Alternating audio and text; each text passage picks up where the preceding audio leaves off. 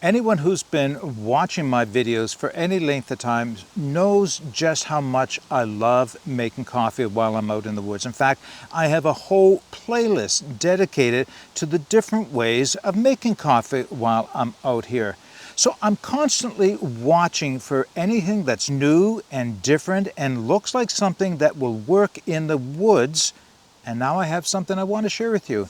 This is the Free2BRU from the company MaBRU. If you're interested in hearing my thoughts on it, keep watching. Before we get started, I want to thank the company MaBRU for sending out the Free2BRU so that I can share it with you. So to begin with, this is not an unboxing. Yes, I know it's still in the box, but I have been using this for quite a while now, a couple months at least, at home mostly, but yes, out in the woods.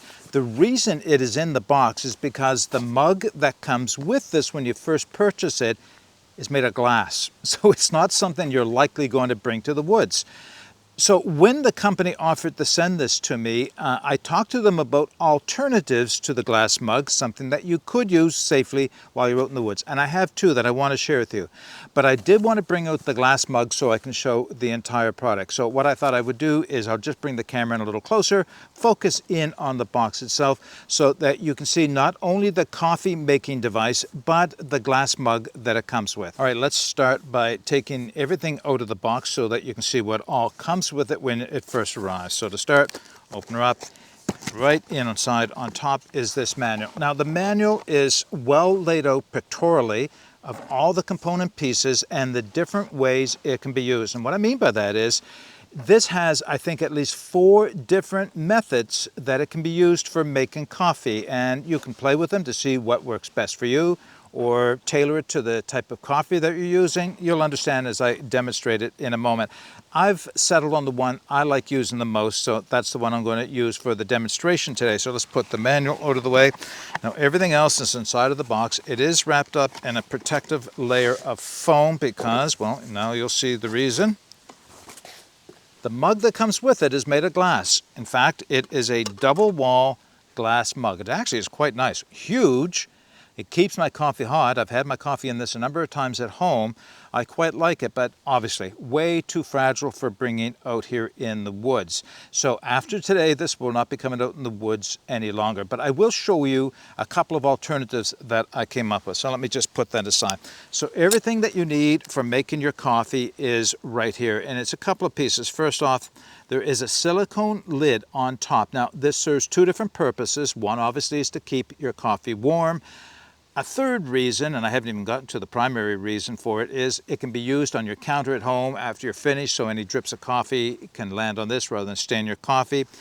But the most interesting thing it's used for is actually to help pump the coffee or the water through the coffee. And I know that sounds strange, but it'll make sense when I demonstrate it in a few moments' time.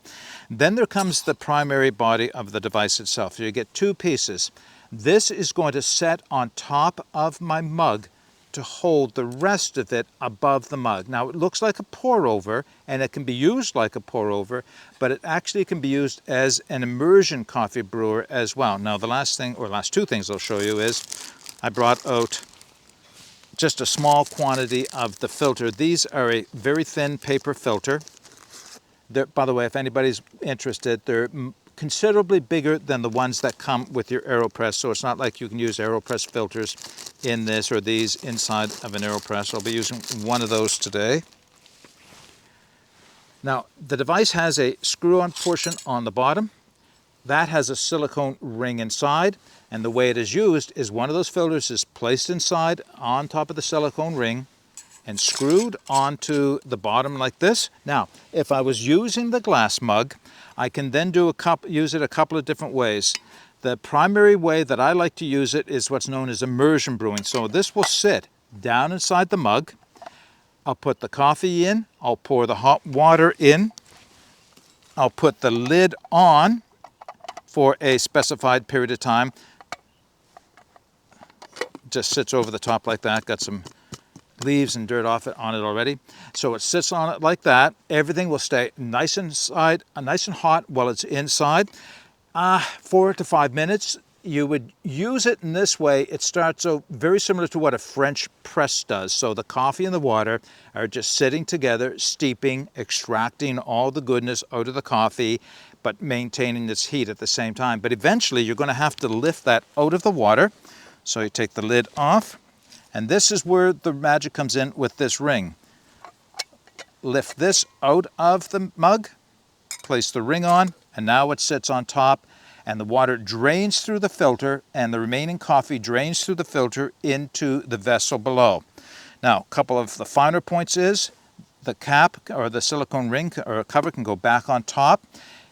If you leave it on top, it's going to slow the coffee drainage down because it will create an air seal, and then it's just going to hold the coffee inside.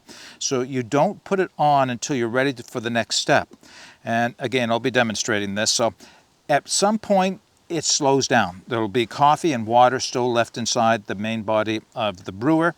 And what you do then is you just press your finger down gently on top. That increases the pressure inside and starts the flow of coffee again. I know it sounds a little strange. You've probably never heard anything quite like it before. I know I hadn't, but it works amazingly well, as you'll see in a moment. Okay, so that's the basic description of this unit, but now I wanted to show you how I made this something that will work out here in the woods. So I went through my collection at home, knowing what the diameter and size of the vessel it is, and the first thing I came up that will work, GSI mug. Simple GSI bottle mug or any of the other brands with the folding butterfly handles will also work with this. So once again, now we can just set the whole device down inside. Now, the mug is maybe 1 millimeter or 2 larger, so it doesn't sit in quite as snug, but the depth is perfect for working with this. It's just the right height. And again, just like with the glass mug, when you, trying to balance this on my knees to show you, after you've let it steep in there for a while, you lift it out, place the ring on top of the GSI mug, and then set that on top and go through the rest of the process. So it works with a GSI bottle cup perfectly. It will also work with any of the 750 milliliter titanium mugs. Only thing is that they're tall, and the only difference there is that a lot of the water is going to run through the bottom into the bottom of the cup before it has a chance to really extract all of the coffee. So the height of the mug does play into just how rich your coffee is going to be. So you really don't want anything much taller than the GSI bottle mug or something very similar. Now, the downside to the GSI bottle mug should be obvious. It's not insulated. So it's not double walled. It's not going to keep your coffee hot, especially long. I suppose one thing you could do with it is put it back over the flames and reheat it. But yeah, I don't often do that with my coffees. It does alter the flavor some. So this would be a nice, strong, relatively lightweight summertime option. But if you're getting into the winter and you want to use this device, you're going to need something insulated, we'll say. I had considered making a cozy for this because I've done that with bottles in the past, mostly the stainless steel bottles for the winter time. So you could make a cozy and continue to use it like that.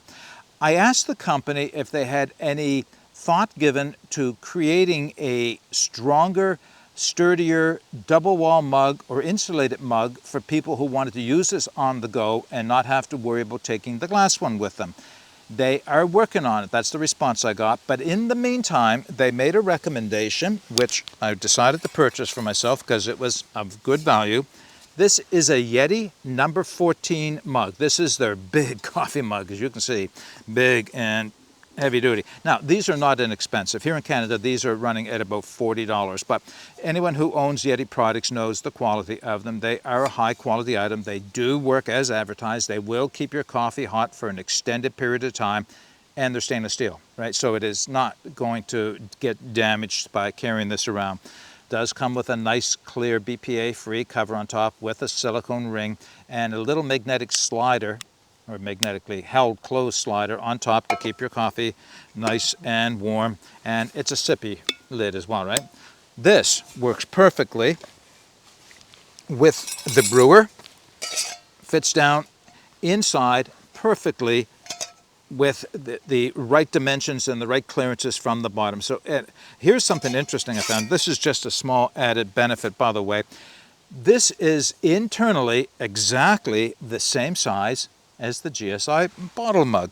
In fact, if you take that, where's that sippy lid? The sippy lid from the Yeti fits on top of the GSI as if it was made for it. So if you like sippy lids like that, then you know, the one will fit on top of the other, and any of the lids that you can find for fitting on top of the GSI will fit on top of the Yeti as well. The only thing is, I don't know why I would do that, because keeping it warm, well, this is going to cool it off a lot faster than this will help by keeping it warm. Okay, that's the basic operation of it and a few alternatives for mugs, but I think more importantly, let's set it up and make a cup of coffee. Just as my water is heating, I thought I would just show you the process of setting up to make the coffee. So to start, we'll take the lid off of the top. I'll set that aside. By the way, it is silicone, so it does want to grab a little dirt off the bottom, but quick rinse of water and that'll take care of that. In fact, I'm going to use it right now to down here on the bottom. So there's the cup, there's the rest of the unit. First thing I need to do is put a filter in the brew chamber itself. Once again, the silicone ring inside, lay the filter in. That's all there is to it, right? There's no support for the filter, so you do have to be a little cautious if you're going to stir it with a spoon or anything to make sure you don't puncture the filter and let all the grounds run through. Now I can put that back inside of the mug and then add my coffee. Now, just before I add my coffee, I want to show you a couple of different ways this can be used. So the primary method, and the method I like using it most, is what's known as immersion. So I'll be putting the coffee and the water in there, and it will sit in there for a period of time, 4 to 5 minutes, very much like a French press. And then when I'm ready to drain the water out of the coffee, that's when I'll put the holder on top and finish the process off. Alternatively, you could start with this up on top and have your coffee in here and just use it like a pour over. Different experience. You're going to want a different ground of coffee. It's going to come out a bit differently than it would the other way. So it's one of those things you play with. Again, another alternative is to start with it in the brew chamber. So you start with immersion, pour your water in, and almost as soon as you're finished doing that, take it out. So it acts as a hybrid between immersion and pour over. Now, one last way of using this, I guess you might say, is for cold brew. So if you enjoy a cup of cold brew coffee at home, you start off the same way. You put your coffee in, but you put cold water in it. Put it in the fridge overnight. Next day, take it out and let it drain through, and you've got a delicious cold brew coffee. I quite enjoy doing that during the summertime. It's not really a wintertime thing, but it is a nice summertime thing. All right, so now as far as how much coffee to put in, there is a recommendation that comes in the manual of 20 grams of coffee for 360 milliliters or grams of water. Now that's a starting point, we'll say, and it really depends on how big. That's a big cup of coffee, right? That's well over half a cup of water. So yeah, it's what am I talking about? It's well over a cup of water. It's a cup and a half almost of water. So it is a big mug of coffee, but if you like a big mug, then you may want to just do it that way. I recommend you start with that anyway, and then you can make your variances from there. Now the coffee I'm using today, no surprise to anybody, right? Rampage coffee as usual. It is the Riot, which is their medium roast, and I just want to show you this before I put it in. I have ground it fairly coarse. No, I'll take that back. More like a medium coarseness, and a medium coarseness is very much what you want for a French press. So I know from having waited at home that is going to be 3 scoops. That's a lot of coffee, right? Well, this is a big cup of coffee, so that's what you have to anticipate, or that's what you'll end up with. If you don't want a full-size cup of coffee, then put in less coffee and less water. By the way, there are graduated marks. They're not marked for the amount of water, so you'll have to get used to it, but there are markings down the inside of the brewer that you can use as a guide as well. All right, the only thing left for me to do now is to heat my water up or bring it up to full boil, and then we'll add it in and we'll go to the next step. All right, my water has come to a boil, so I'll start to pour it in. And I know the mark at which I have roughly that 360 grams of water, which is right about there. Now, I am going to lay the lid on top to keep it warm. Oh, actually, what I'll do first is just give it a gentle stir. Now, remember I mentioned, be careful if you're going to give it a stir. May not even be necessary, but don't pierce the filter on the bottom. Okay, so that's just going to sit there for a couple of minutes now, steeping. And as it does, I'll cut away before we finish the process. But I just want to mention, if you are a purist and in the way you make your coffee, then you would probably, no doubt, tell me that I should have preheated the mug and the brewer with hot water before beginning the brewing process, and also at the same time rinse out the filter. Yeah, okay, that's true. You could do that. I'm not so fussy that I would have to do that and actually use the water for that. You would also tell me that the water needs to be a specific temperature off a boil. Well, it wasn't on. I had taken it off just prior so I could turn the stove off. So the water is at the right temperature, but I didn't preheat anything. And the only reason I mention that, of course, is because the inside of the Yeti mug is stainless steel, so it's going to be a little bit cold. And the brewer itself is stainless steel, so it's going to be a little cold. So both of those are going to draw some of the heat away from the coffee. You may not have it as hot a water as you thought you were when you first started. So that's the only thing. All right, I'm going to give it 2 or 3 more minutes, then we'll go on to the next step. All right, maybe I'm a little impatient today, but I didn't want to wait 5 minutes, so it's been 4 minutes, we'll say. Now, next step, that ring. This is what supports the brew chamber on top. You can see the coffee is already starting to drain through, and that's basically all that's left to do, is to have the coffee drain through the paper filter into the mug below. But I will tell you, as it's doing so now, it will start to slow down as the fines, which is the silt or the smallest of the grinds of coffee, will get to the paper filter and they'll start to clog it off. That's just the way it is. Unless you have a super consistent grind, eventually it does start to clog the paper filter up. And that's true of any device. Even pour-overs, you'll notice that they will slow down. Now, the only thing you're missing right now in seeing is that because the Yeti mug is a solid and not clear like the glass, you're not seeing the coffee dripping through, which is unfortunate because the next step kind of demonstrates what that lid is all about. Now, just we're not quite there yet. It's still pouring through nicely on its own. A couple of things here. The coarser grind of coffee does mean that there's less of that silt clog in the filter, does mean that it will pour through the filter paper, the paper filter, a little quicker at this point, but also means you have to let it sit in contact with the water that much longer, because coarser grind coffee takes longer for it to extract. Okay, now the last thing, it's actually draining through. There's a little bit of slowing down. Here's where this lid starts to work. Now you'll notice that there is a slot, and that slot is intended to go over the handle on the brewer.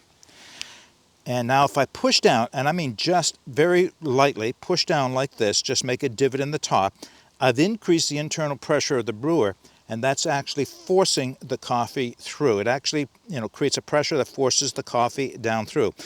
Now, big thing here is very light pressure.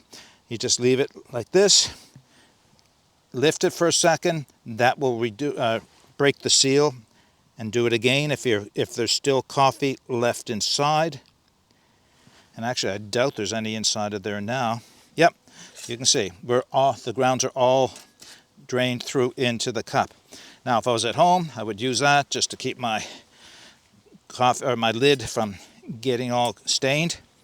And there is my cup of fresh brewed Rampage coffee. All right, let's do a taste test and wrap this video up. All right, the taste test. So, the Yeti mug is fairly new to me. I've only had it a short period of time. It was a recommendation from the people at MaBRU that this would make a good alternative to the GSI bottle mug, and I'm glad they suggested that to me. I really like this mug, but it keeps things hot a long time. I had to wait quite a bit for this to come down to a drinking temperature, so that's going to be a real benefit as it cools off here, and then you want something to keep your coffee hot. But right now it's it's a good thing, but I had to wait a bit.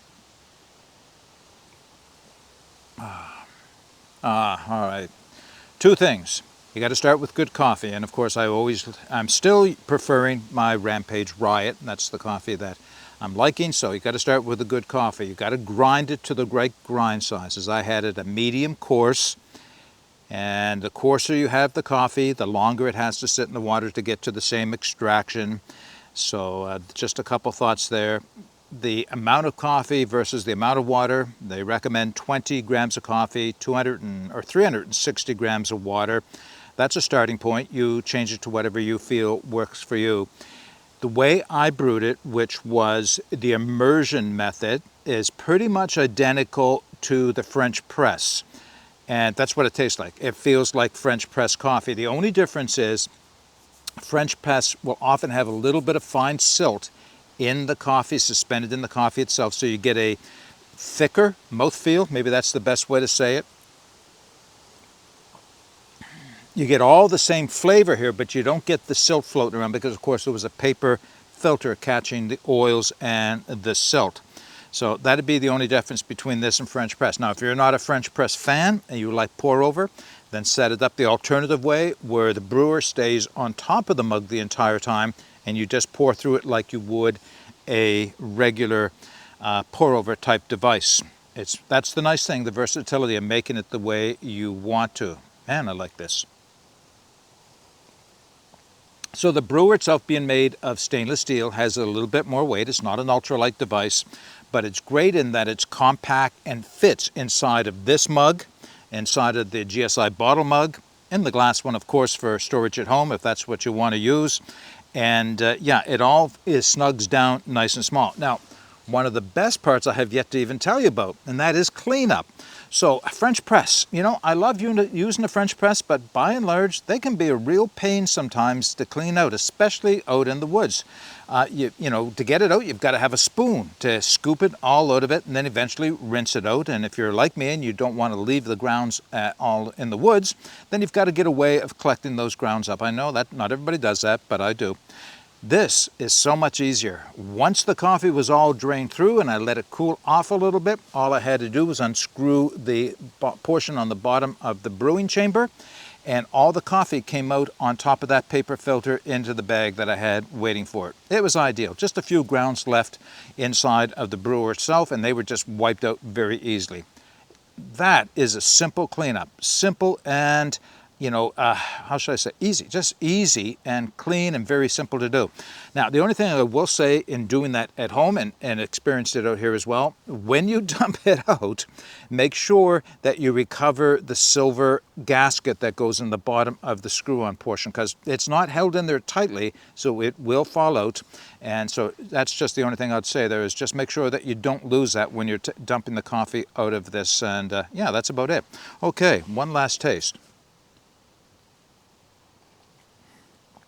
Oh man, you know, I can see using this device more and more, especially as the weather gets colder here, and this mug will keep things as hot as it does. One of the things I'm really liking about it is it makes a big cup of coffee. You know, I still like the AeroPress, but it's not a big cup of coffee. It makes a nice cup of coffee, but in order to make a big cup of coffee, you have to add water to it after the fact. This, you get a full cup of coffee right from the get-go, or any size smaller, but you know, this was almost full, this mug, when I finished it. Okay, that's everything I have to say about the Free2BRU from the company MaBRU. I'll put the links in the video description as well as all the specifications for it. But if you have any comments or questions, put those in the comment section below. But until next time, get out and explore and take that path less traveled, because it will make all the difference. Bye for now.